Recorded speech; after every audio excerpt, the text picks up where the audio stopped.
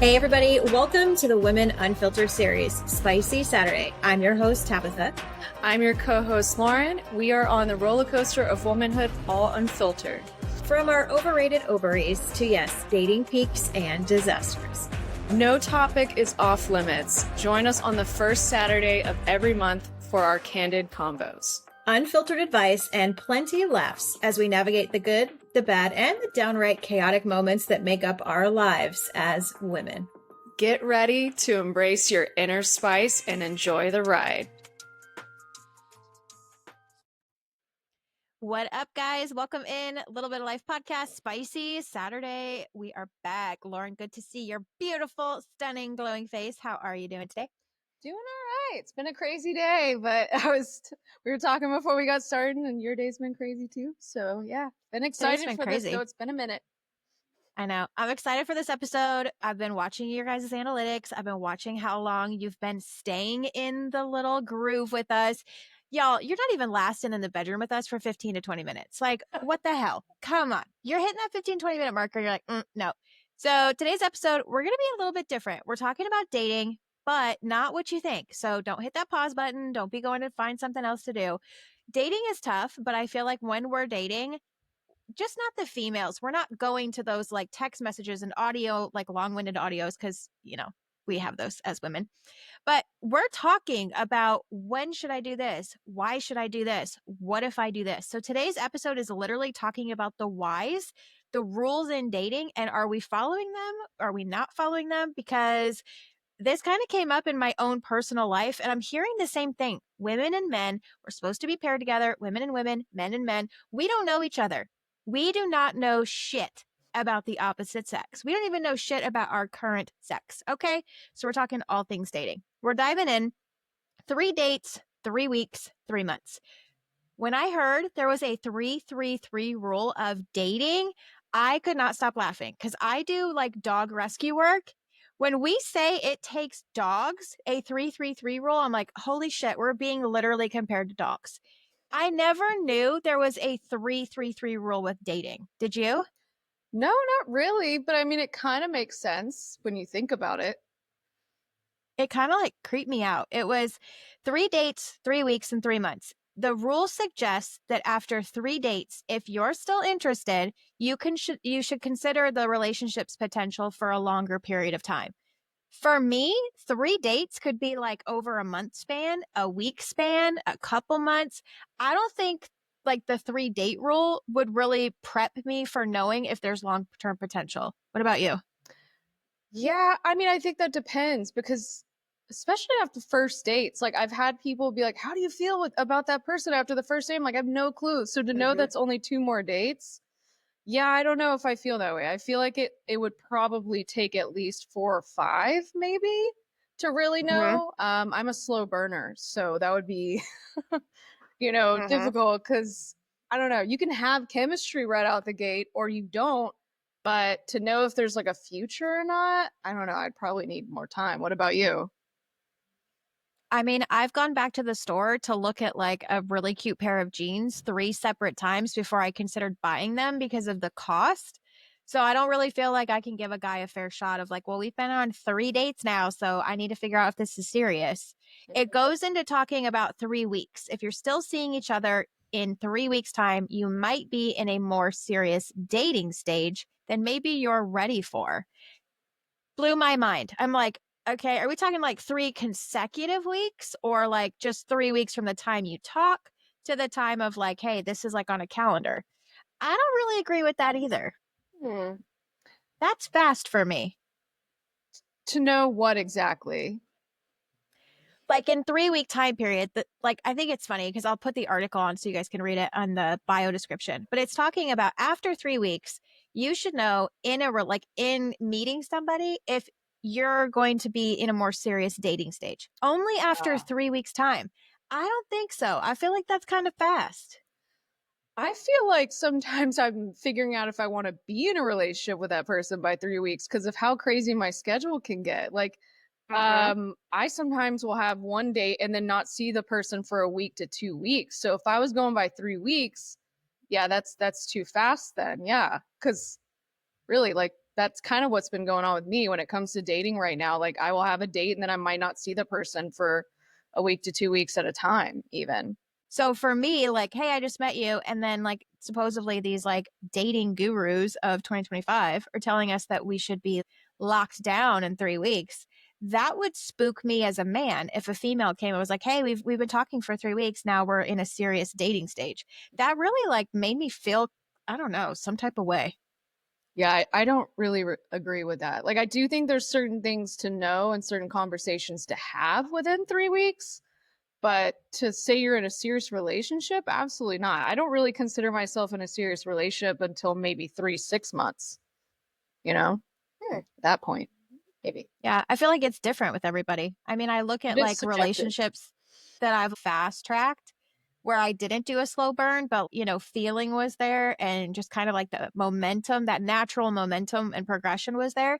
And man, did they crash and burn like a dumpster fire. But then other ones that I went slow with, I mean, obviously, I still became single. So it's like, I don't really know what works. I think that's kind of the fear of dating now. Of Yeah. we don't want to repeat our track record and our behavior and our patterns. But then it's like you have dating gurus out there on the internet, like, well, after 3 weeks, what? Well, there was also a dating guru that said Tinder is a great app to find relationships. And I kind of have to disagree. I'm like, Tinder's not Good a hookup Lord. app. I'm sorry, like Mr. Guru, I heard on a podcast. I'm like, fellow podcast, but it's like, I don't agree with that one. I tried it. I was like, no, no one's looking for anything serious on this app anymore at all. Mm-mm. So, I don't think on any of them. This is the first time in my life I'm not on dating apps and I just naturally am meeting people and being introduced by like mutual friends. That's super new to me because I think I'm one of those chicks that's like you see on all the memes, oh, how am I going to meet my forever person when I sit at home and hang out with my dogs? But I just don't like to socialize a lot. I can't people. Like just common sense, it's not common. But I don't know. This is the first time in my life I'm not on a dating app, which is kind of good, but kind of weird. it is interesting. I mean, I work from home, so it's kind of like the dating apps kind of helps a little bit, but I've made a lot more of an effort to be a part of other like social groups nowadays. And so Mhm. that gets me out a little bit more and I've met more people through that. So there's a part of me that feels like the hope of like, yeah, let's go back to the old school ways of meeting people through friends and out in Mhm. social events because yeah, the dating app it's a little hit or miss. I mean, I don't completely hate it, uh, but there is parts that like it's just the way that they're doing it now is, if you're on the app too much too, I've noticed that it shows you less matches. And if you go away from the app for a moment, stop using it for a minute, you'll come back and have like 20 to 50 matches all of a sudden. Or you'll see the people that you Wow. find more attractive. I feel like they're purposely doing that to where it's like, oh, maybe like let's get back in the app. I went away for a moment, but I need the app. Like they're pulling that need now. It's tricky, but I was talking to a girlfriend about that the other day, and it was fascinating because I'm like, yeah, when I'm on it, I'm not really getting potential matches. And then all of a sudden I go away from it. And now I'm like, 50, you know? That's a huge Wow. exaggeration, but it's happened. It's like that So caffeine addiction when people say like quit coffee, like they make it a dick addiction. You just have to keep coming back to a dick see addiction. what's in that inbox. Wait, did you say That's dick totally addiction gonna or be. is my hearing that Oh bad? yeah. Oh, I said it. This is gonna be a clip on this one. A dick addiction. A That's dick gonna addiction. be for sure. Well, we're gonna go into some questions because it's interesting. I do some polls. I'm actually starting we're going to kind of switch over, but I want to get like reactions. And I think it's really good for this episode to kind of get everybody's take on it. So if you're listening in the car, don't worry, don't crash and burn. You can play this later. If you're at home, maybe you're at the office, write your responses to this. Interact with us on YouTube, on social media. Lauren definitely posts on her story. Interact with her, same as mine. We want to hear like what your responses are because I think it's very interesting the questions that have come up because it's not just like women and men. It like everybody on the spectrum, everybody has no clue about what is the right answer and what is the wrong answer for these questions. So we're just going to dive in.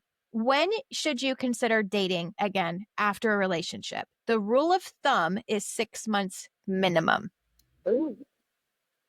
Ooh. I would say anywhere between 3 to 6 months. Depending on how the relationship ended and how long the previous relationship was. That's my opinion on that. If it was a super long relationship and it ended bad or serious and stuff like that, you probably need the 6 months at least. But if it wasn't like a super serious relationship and it wasn't too long, I don't think it's bad if it's like within a few months. If you meet the Mm-hmm. right person, you can't help it. You can't help who you fall for. But yeah, I think it really depends on how the last one, how long, and what happened. What about you?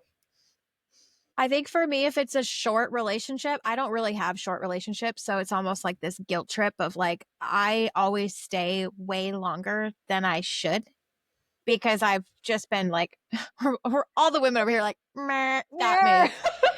me. Yeah. But I stay so long that I don't know if I just like need to just change my legal name to Elmer for Elmer's glue because I try and like glue all the pieces together and make the puzzle fit, even though I know like that does not fit there. Like it does not. Um, but I've had a couple of like recent, I had a short relationship. It was long distance. I don't know why the universe likes, I think it's because I just don't, I like my space. We'll get into that later. But we only dated for, I think like 4 months, I want to say. And I was kind of like back in the game pretty quick. But I think also the key in this is like when people have asked, like, when should you consider dating again? I think there's also a period where, like, men and women, we both do it. We've already checked out mentally, emotionally, physically prior to that end cap when it was actually over. Hmm. So, like, I was kind of done 2.5 months in. So I think that's why I kind of like went a little bit quicker. But I mean, my very serious relationship, I mean, I waited almost a year and a half simply because I just wasn't ready. And then I mean, I just didn't want to like screw somebody else up that was healthy and ready. So I took my time. Um, we're talking dating now. Like you're out of that relationship, you're starting a date, you're dipping your foot into the pond.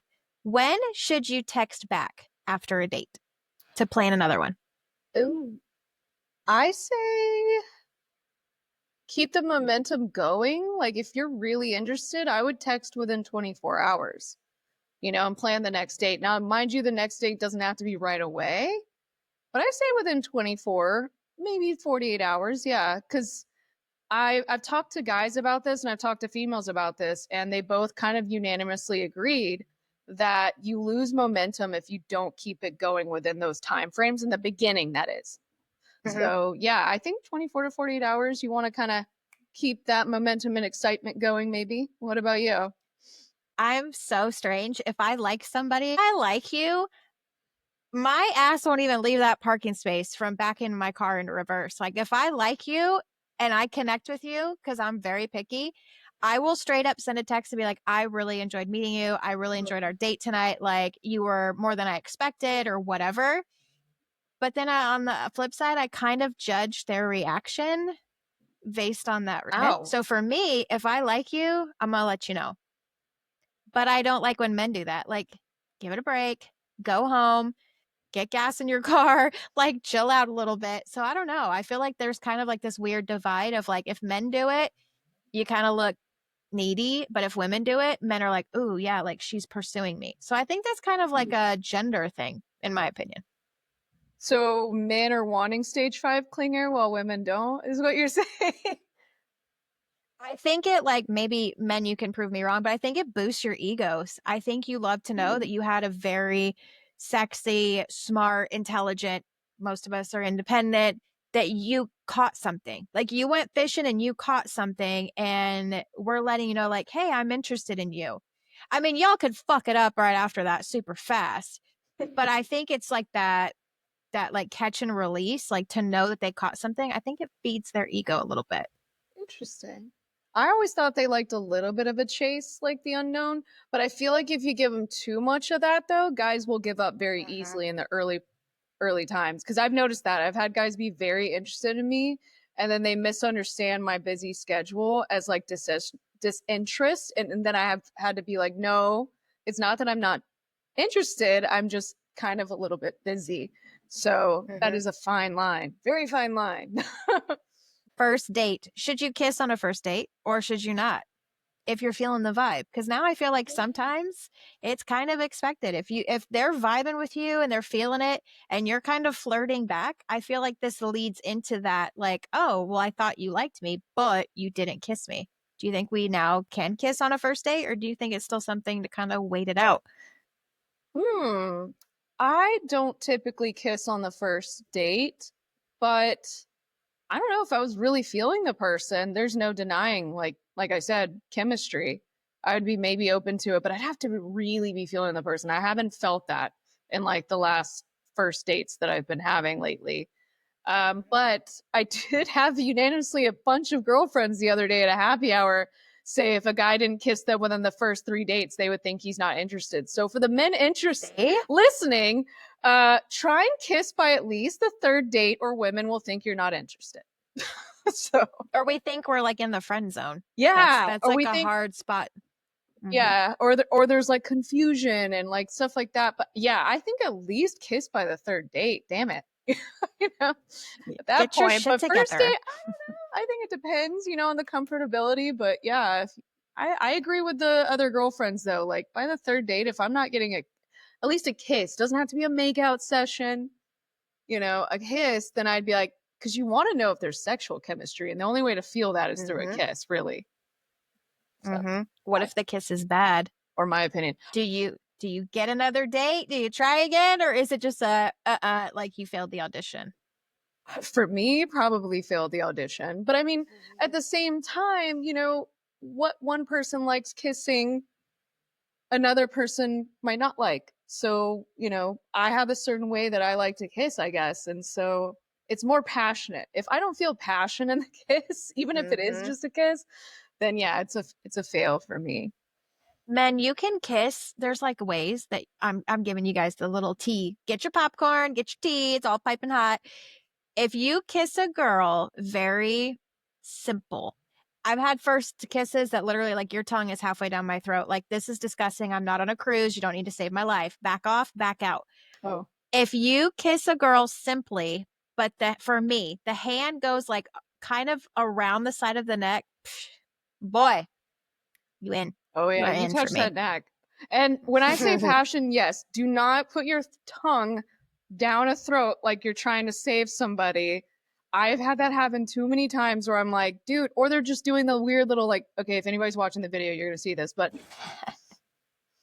that thing, yeah, I just did The that. fish roll. It's the fish roll. Oh Eh. no, please stop doing that. I'd rather like a tongue like touch, but when I get that fish roll thing, I'm like, no, maybe save that for downstairs. Like Yeah, if this you ain't want to Red try that. Lobster. Go. But I'm like, not for the mouth. It just doesn't make any sense. But I've had tons of guys do that, and they're like, or they just like want to keep their mouth open too. Like, why? Mhm. I like the kiss to be moving. Like, I don't want to have my mouth open and be like, so The yes, people, I video just on this is classic. whoever watches the video for this is gonna love it. Yes. So I think this next question is very interesting because it's not something that is openly discussed in public, but I feel like we talk about it with our girlfriends and then the guys talk about it. This one, you're going to be like, whoa, okay. When should you talk about the expectation of sex in regards to protection? I feel like as a female, when you go to like jump into bed with somebody, oh my God, I seriously hope my mom doesn't listen to these. You go to jump into bed with somebody, like if they're not grabbing or reaching for a condom, like as a female, should you have your own stash? Because that kind of makes you look like a hoe because you have like a stash in your nightstand. But then also, like protection is key. Love it. You guys are being safe. We're trying to be safe. We're not trying to catch anything. I don't want to have a kid. But also, too, on that other spectrum, if they grab a condom super fast out of their back pocket or something, that makes me think like, oh, you just expected to get laid, or how many other people are you doing this with? So, Mhm. what is your take on like having a conversation about like using protection? Because I feel like, too, when you ask them, it's like, well, are you sleeping with other people? Like they think and they go that direction. It's weird. Yeah, I have felt all those feelings because it's like, yeah, if I see a guy readily has a bunch of them in his like drawer, I'm like, ooh, are you really Hmm. sleeping around with a lot of people? But then there's the other side of it that's like, yes, I would like to not have STDs or kids with you right now. Like, there's Hmm. that. And then for me, I never carried condoms around. Like, I've never up until now. I now have them. So sorry, mom. Well, no, my mom would probably be proud to hear that. So mom, that thing that I just did, but like I now have them on me because my OBGYN has their own versions of condoms in their bathrooms. So I took their day and was like, thank you. Took a few, threw it in my purse because I'm single and I want to be smart. I don't know. Like I feel like there should be a discussion, but that's I think, with our age, I think maybe it was different when we were younger. I think I was not Mhm. confident enough or comfortable enough in my 20s. So, for anybody who's in their 20s, I get it. It's not an easy conversation then. But as you get Mhm. older, you get more confident. So, yeah, I would probably like, if we're about to have sex, like pause and ask and talk about it. I know that might ruin the moment for a moment, Mhm. but like, it's better to be safe than sorry, people. Like that shit's like going around like hotcakes. Or you Yeah. don't want to have a kid if you're like me, not on birth control. Like you don't want to just Mhm. magically have that guy's kid if you're not ready to or don't want to. You know what I mean? I think Um, it's a good convo because we've done it on like previous episodes and stuff, and it's all over social media. More women are choosing not to use birth control because of the medical concerns and issues. mhm, So when men jump into the bedroom, they just think, "Oh, well, you're just on birth control. You're just taking something." But it's weird too because it does. In my 20s, I never thought of that. In my 20s, I never brought up those conversations because it was kind of yeah. awkward and it kind of like ruined the vibe, ruined the moment. But I also think now too, we're in this huge like phase of like, ladies, please take a listen. It is, and men are gonna be like, hell yeah, she said it. It is not the man's responsibility to have protection on them or with them. You're not a hoe if it's in your house. If you want protection, have it just in case he doesn't have it. I'll give you guys the credit on that because I feel like forever men were responsible for that. That's not the case. Yeah. I think if you are having sex and wanting to have sex and you are a mature adult and you know like what's going to happen after 25, because after 25 is when your brain's fully developed. um I don't think it's bad to have it. And we're also like in 2025, you're not a hoe if you have condoms anymore. But I think in Mhm. earlier times we thought that was the case, but now it's just, hey, it's just being smart. When do you think it is a good time to offer to pay for a date? Whether that's like a coffee, a dinner, make plans as the female. When do you feel that that's an acceptable time to do that? To pay for a date, Hmm. I personally don't feel comfortable with paying with a date until I know I'm in an actual relationship with the person. There it So, is, baby. There yeah. it is, baby. You better mark this spot on your bookmark. Men, listen to that again. It's a safety thing. Yeah, it is. And I'm sorry, but I like being courted. And if you want me to be yours, then that make me yours. And then yeah, sure. I will gladly pay for a coffee or a date.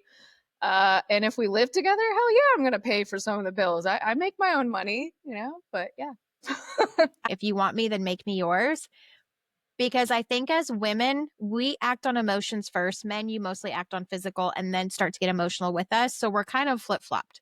Don't want to pay for anything. And I do not want to give you the qualities and the perks of a girlfriend if I am not your girlfriend. Because I don't know what you're out there doing. I don't know if I'm paying for your dinner, you could turn around the next day. This isn't for the guy I'm talking to, but you could turn around the next day and go buy a bitch dinner when I just paid for your dinner last night to save money to go take somebody else out. So I'm not going to give you the perks of being with me, which is you get all aspects of me if you have not claimed it. You're either all in or I am all out. That's it. Yeah, I agree. And I want my money in my pocket because I want to be selfish now for the first time in my life. And it's such a great feeling. It's not, there's nothing wrong with that. And I think, men, if you are listening, I'm sorry, not sorry, but you still statistically make more money than women do. And Mhm. as a woman, we pay a pink tax on everything that not enough people talk about. And so I actually asked men what they're looking for, and a couple of things had like sexy, confident, looking good. It costs us a lot more to look good for you on that date than it does for you. Just Mhm. not being mean, just being honest. Like Mhm. makeup, tampons, pads, women's clothes, like razors. Our razors cost more. Sometimes I've bought male razors just to save money, guys. So They work better. they do work better. So men, your razors are better. But like seriously, it's unbelievable how much we spend to look nice for you. My hair cost me like $300, okay? Like you think Mm-hmm. I just wake up like this? I wish. So just Yeah. saying, There's a God reason forbid. Britney Spears shaved her head bald. There's a reason. Yeah, it gets costly, guys. It gets costly. So let's say we are in the talking phase. We're in the getting to know you phase right now. That's where we're shifting into. When should you start going out of town or out of state on trips with somebody if you're in the getting to know you stage? Do you wait till you're exclusive? Because then also you kind of get to know somebody when you travel. I think it's if you're meeting friends and family, I think it's better to be exclusive. Mm-hmm. Um Only because it's like they might get attached, they might, because then they're going to ask you about that person. So like I feel like if I introduce my mom or family members to anyone, they'll be like asking about that person all the time, and if it doesn't work out, you're kind of like, okay, but I think it is a good test of a relationship, but I do think it's better if you are exclusive. When do you ask if you are exclusive? From the talking stage, getting to know you stage, how do you or when do you ask that? Um, there is a tricky timeline, so it depends how many, dates and how long, but typically if you have a date per week and you've been together for a month, I think it's okay even. But that's like having 4 dates to 5 dates within a month. Mm-hmm. So if you've only been on 4 or 5 dates and it's been 3 months, sometimes that's a little tricky.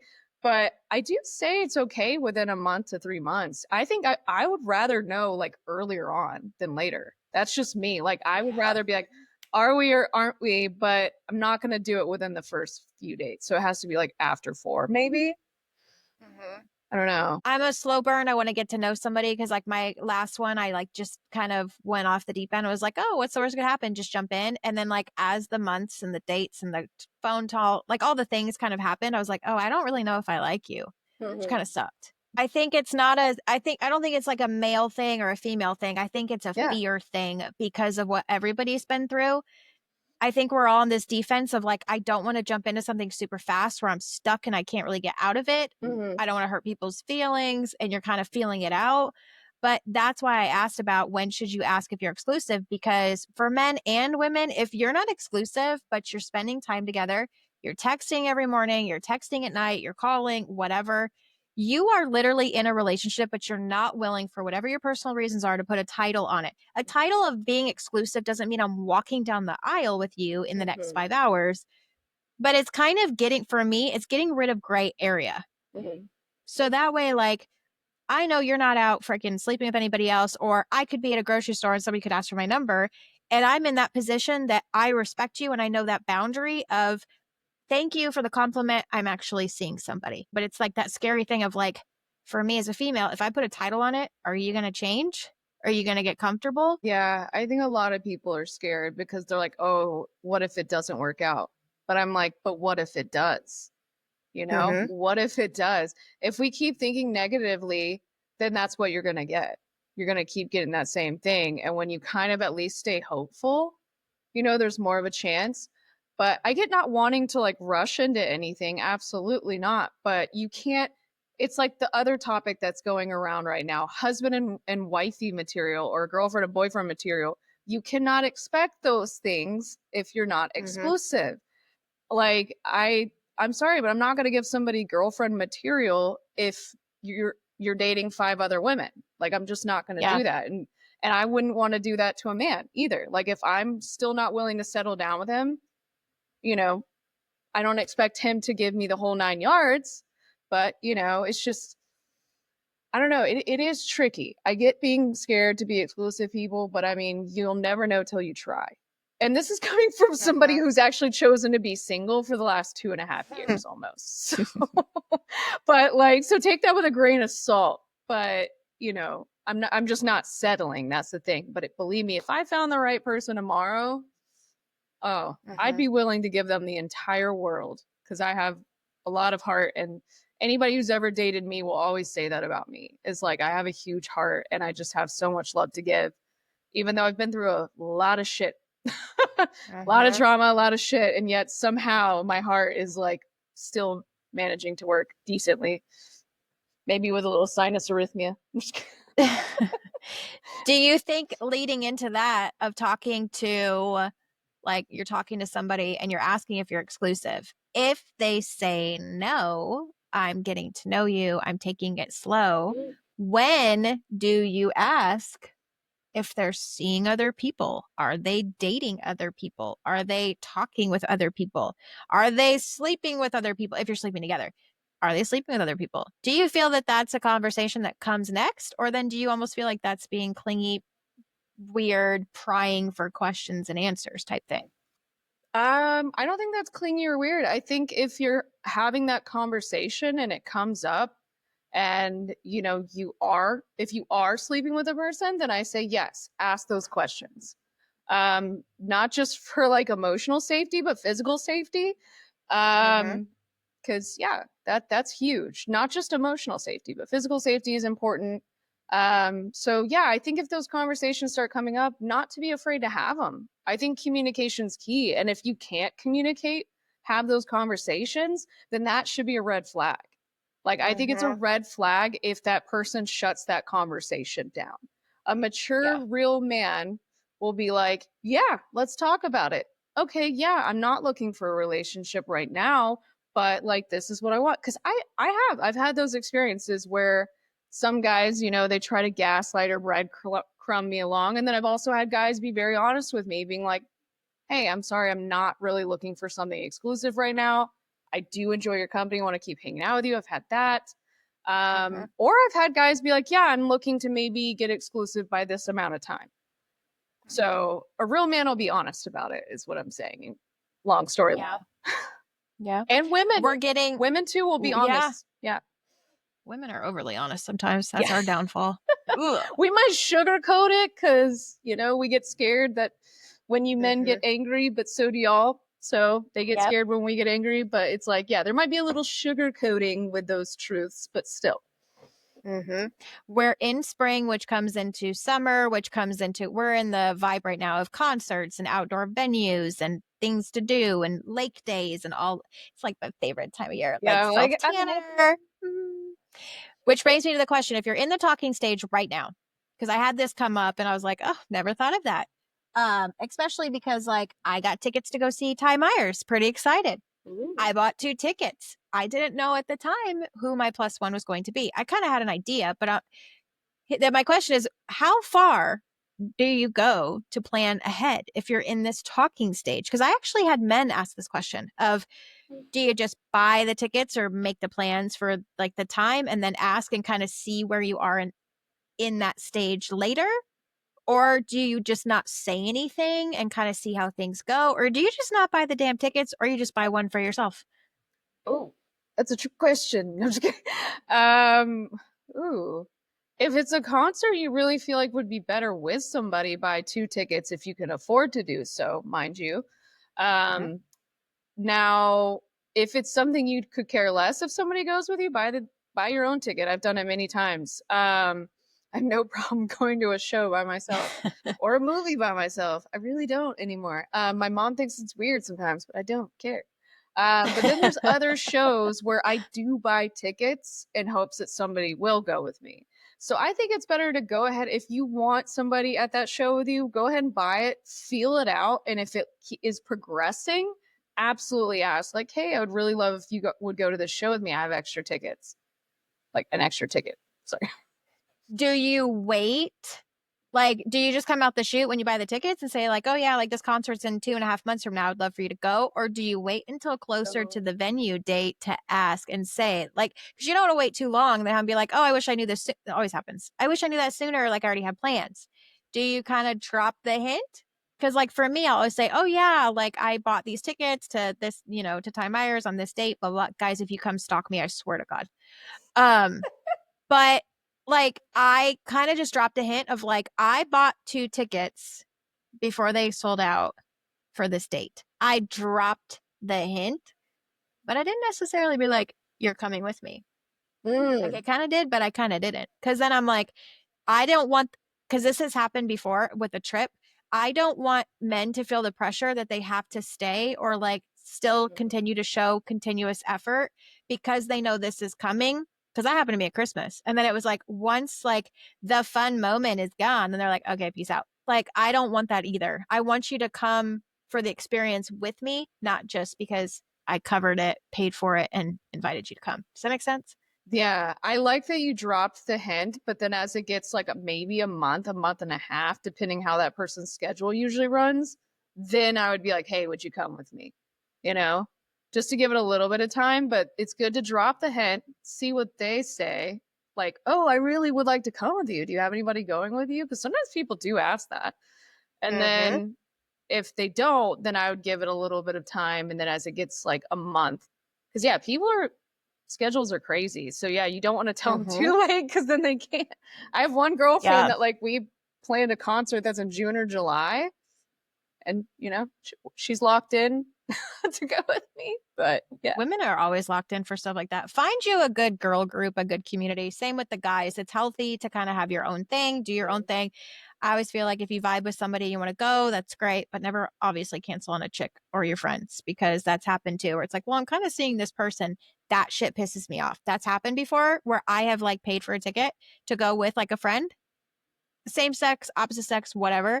And they're like, yeah, well, I just started talking to this person. So I kind of want them to go. Don't do that. Don't be that shitty friend. oh no. Don't do that either. Don't wait till last moment. So it brings me to asking for the final kind of question.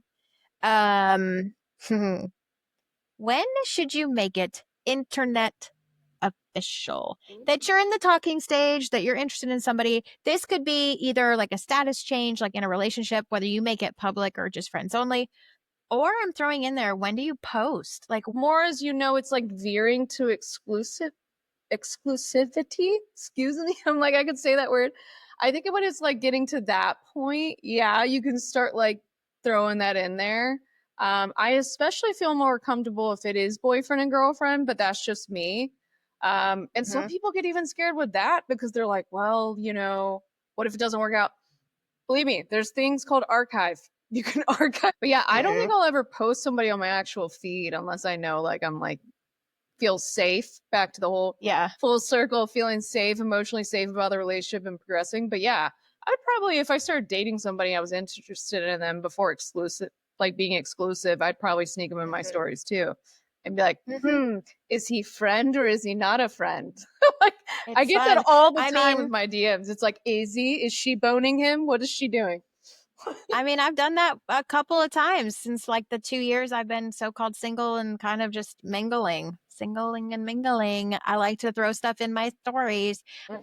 I think this episode was fun because it goes for men and women. I didn't want to do an episode that was just for the men, just for the women. This goes for everybody. I think all of us are kind of like, well, when should I do this? All of my long-winded audios, y'all, you girls know we do this. It's like you send this audio, it's supposed to be like 30 seconds and it's still going at like 4 minutes. But it's always a thing like, well, should I say this or should I ask or should? And this episode is you should. So if you're listening to this episode and you're like, well, should I do this or should I do that? And I'm talking, but we're not exclusive. This is your sign to continue to play. Have fun. If that exclusivity, if that title's not there, then you're not a girlfriend. And I'm sorry, but if I'm not your girlfriend, you are not staying in my house. You are not spending the night. You don't get to touch me. You definitely don't have a toothbrush in my drawer. You have to set those boundaries for yourself, but also men, I think it's really good that it's okay to ask those questions, read our body language. And just because a boundary is set for us doesn't mean that it's like the Great Wall of China, but maybe our boundary is up because we're really nervous about not having an answer to a question that maybe we're too scared to ask ourselves. Yeah. So And here's to dating in 2025. be safe out there. Enjoy yourselves. Grab those condoms. Peace out.